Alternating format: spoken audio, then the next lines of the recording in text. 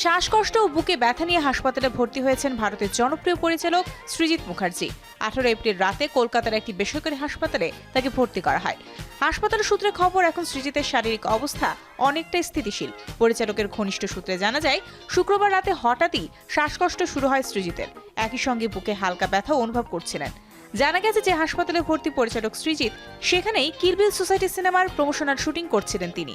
শনি রবিবার সৃজিতের হল পরিদর্শন করার কথাও ছিল। হঠাৎ অসুস্থ হয়, আপাতত শনিবারের হল ভিজিট বাতিল করা হয়েছে।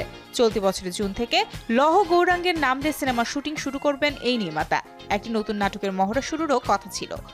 এদিকে জনপ্রিয় পরিচালকের অসুস্থতার খবর পেয়ে দুশ্চিন্তার ভাঁজ পড়েছে টলিউড সংশ্লিষ্টদের। দ্রুত সুস্থতা কামনা করছেন সহকর্মী থেকে অনুরাগী সবাই।